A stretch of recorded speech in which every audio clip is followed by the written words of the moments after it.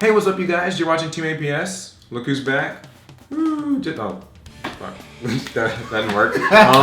So, in today's video, we're going to share the thing you've all probably been waiting for, the top 10 decks of the next format. We finally got a ban list. Finally. Go figure. It took randomly, forever. but it came. Yeah, Wednesday night at like 7:19 or something. Let's update. So, yeah, ban list is out. A lot of people are wondering what decks are going to be good, what decks are going to be, viable, top tier, right. tier 2, whatever, how's it all going to interact? And, it's all kind of murky right now. Like, it's not entirely set in stone. So yeah, it's how it is with a new format every time. But we have 10, and I'm going to be reading off my phone. If you don't like it, you can... still like it. Yeah, you can still like the video.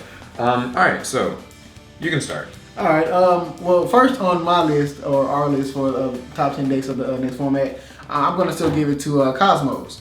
Now, we already know that Emergency Teleport went to 1, and so did Cosmo Dark Destroyer, and so we've got a lot of people that's been having issues thinking that the deck is not playable.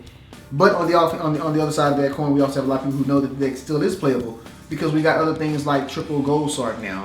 Gold Sark was used originally when Cosmo first came out because you still played COZMOTOWN, and I personally feel like the 1 Dark Destroyer is equivalent to the 1 Ignister for Pepe. It was still used, it was still a powerhouse card, you just had to know how to play it as opposed to just using it carelessly. And plus, it's even better than Ignister because once again, you still have COZMOTOWN. And let's not forget that there's also triple Allure of Darkness, so it's not like you can't get to whatever you need, and you're still going to be playing Tin Can. What do you think? Yeah, I agree. I think that if nothing else, it's just going to be a little bit, slower, but not even drastically. Right. Like less utility, less Dark Destroyer. Maybe you won't get OTK'd as often, but Cosmos can still just put threatening monsters on the board. Like Dark Destroyer still can't be targeted. Yeah. You can still make it up with I've seen decks using Dark Eclipser and stuff. I've seen Forerunner kind of coming back in some builds.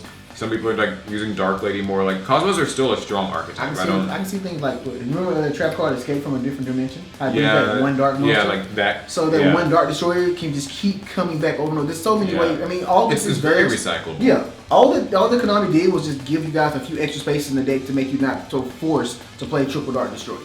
Agreed. And mine's gonna be Burning Abyss.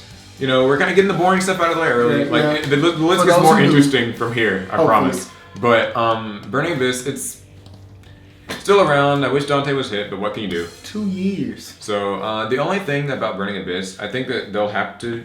They're going to be very reliant now on Phantom Knights, or more so than they've been. Some other engine is not going to play with some other engine, either that or or they'll go back to their original trap heavy format when they first came out. I guess the only difference is there's a little bit less steam with only 1 Seer and only 1 Beatrice. Right, they're the higher risk factor. Like he was saying earlier, I think that Burning Abyss will be used early, but I don't think it will remain. I don't know how long it's gonna last moving forward, but for now, I think it's still a safe pick if you're going to a regional.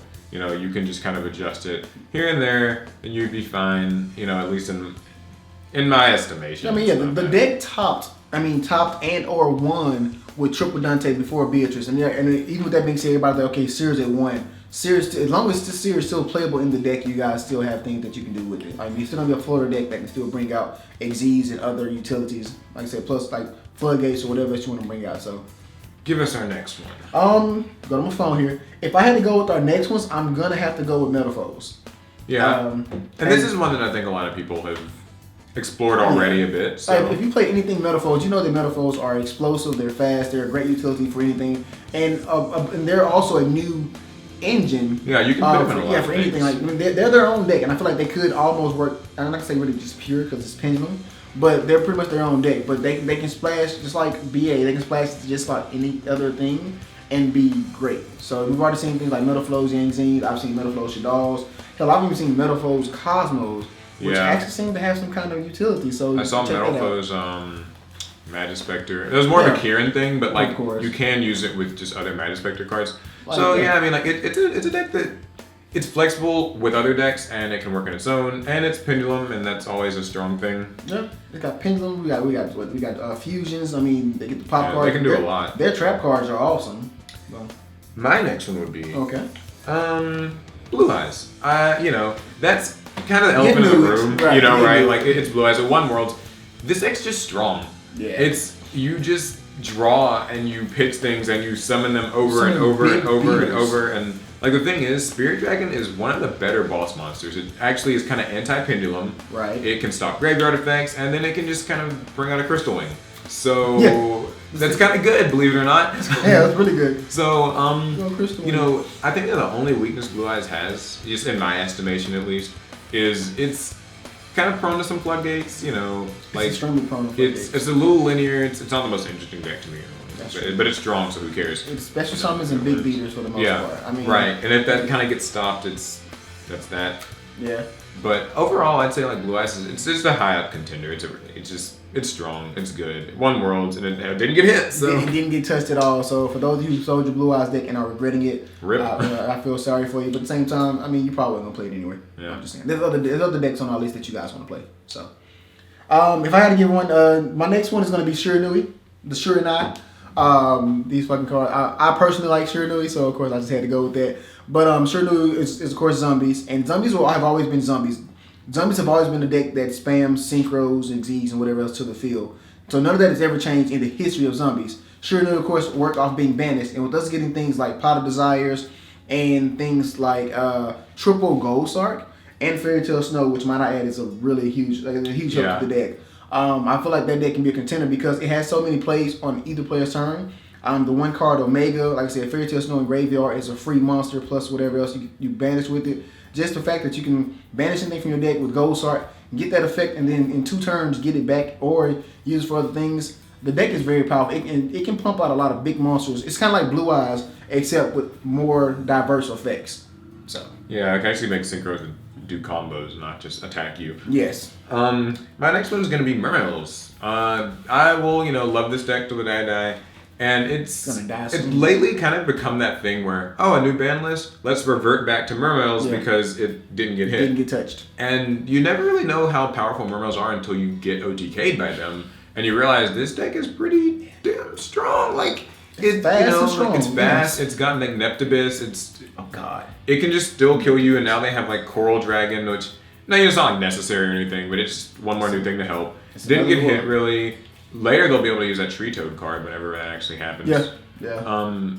There's not like a whole lot to say about it because like it's been around so long, everyone knows what it does. Mermails does. So, but yeah, I think that's it's a safe pick right now. If you're looking for something, I'd say just go with them. Especially if you already have it in your binder, like many people. I feel like you should play. I mean, I'm not a Mermail player at all, but I do like how the deck works, and I know that it is a threat because just a well-placed Neptibus Prince, like you lose, like you really hard when they open. You really lose, and they never not open with Prince. Let's just put that. Yeah, for some reason, they always open. And Prince or 1-for-1 or something. Oh, just a freaking what's the Deep Sea Diva? Like Prince comes to the field. So anyway, I was gonna say, safety picks. Safety picks.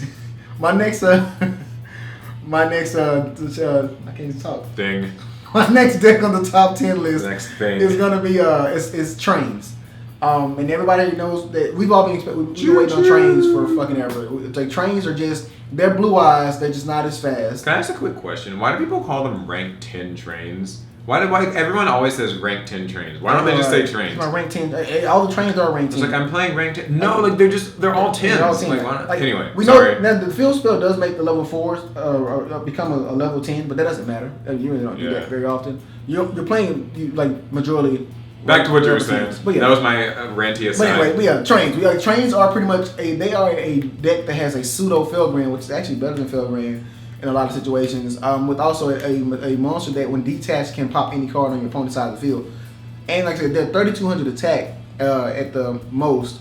Like you can't. They're huge. So even if it comes down to a Dante can't get over. That was gonna put even out Blue there. Eyes. Like Blue Eyes, really Blue Eyes have have a problem. Like they literally have to bait it out through combos because the deck is pretty much it's a free summon. If you have a field spell and Express Knight, you have a rank 10. And the deck is so splashed because the engine itself is so small that you can put it in with a lot of other things. I've seen pure trains, I've seen malefic trains, I've seen Shadal trains. It's just the deck has a lot of utility for a lot of craziness. And once again, big monsters with good effects are a threat to this form, to any part of the game. And continuing with what seems to be my trend of just bringing up old stuff, pendulums. I think that, and when I say pendulums, I mean Dracopel, Performa, thing, whatever you want to call it. This, you know, like it's the mesh, the pendulum mesh. Sure, like monkey board's gone, right? And like pendulum call's gone, but like they just and Kieran's are not gone. You know, like they're one. So monkey board, really, that's gone. This deck, it just always kind of like manages to. I'm sorry, hey, I wanted Scout gone too, but we don't always get what we want. It's this deck is just like it's like Plant Synchro was. Yeah. It just, you know, multi-headed monster. You cut off one head, two more come. There's always new pendulum support. Right. There's always new performer pals because the main character uses them. So you know, with Arc, we have an abundance of those. Yeah. And it's just it's a pendulum deck. You know, it's gonna do its thing. It's gonna make its plays. It will evolve as needed. I don't think it will necessarily be, you know.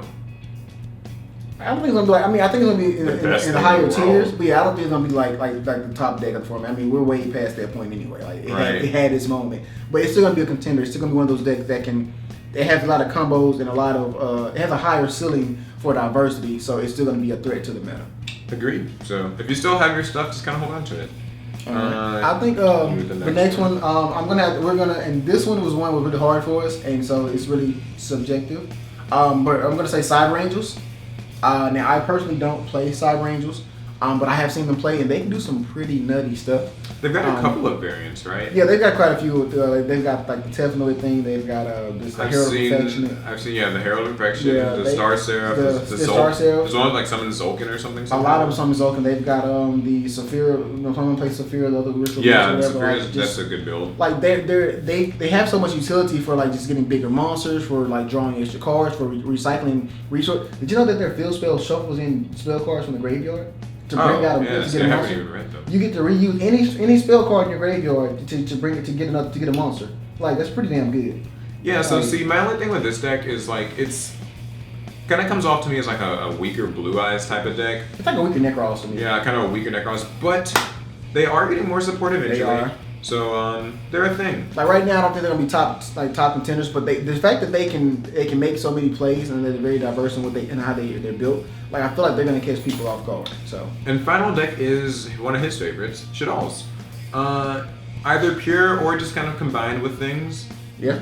Shaddolls, I know their prices have. You said their prices. The prices have gone up. Yeah, I think like Shaddol Fusion, the spell is like $10 now, which it was like $2. Yeah, see, Shaddolls are always gonna. I think that they're built in such a way that they make a good engine. Yeah, just any of them. Yeah, any of them having utility of having dual effects, being able to be sent from the main deck to the grave whenever there's a threat. Like, of course, or Rip Construct. But I mean, just other than that, like things like Shekinah still a threat. We got things that people don't even use that are more obscure, like Grista. There's just so many ways to splash into a lot of decks as its own. Shaddol Trains is a popular one. Shaddol Trains is very popular. Shaddol METALFOES is going to be just popular just because what each one of those decks is trying to accomplish works perfectly with any kind of form, any build with Shaddol included. So. And I guess the disclaimer I probably should have made is we did exclude some decks that aren't really quite like at full power or not out yet, like ABCs. Right. That's not going to be out for such a long time. I don't feel like it's relevant to this time period just yet. DDDs, but DDDs, yeah. We wanted to include. I wanted to include DDDs, but we know that DDDs they're a decent play. But right now we're just missing so much stuff for the deck that you don't want to really count it as a contender. And then releasing a synchro they can't even summon. Yeah, we're getting a synchro and we can't even use it. Love you, Konami. I want to play DDDs just so you guys know. So that's 10 decks that, in our estimation, will probably all be competitive to some varying degrees. Yes. Maybe some more than others.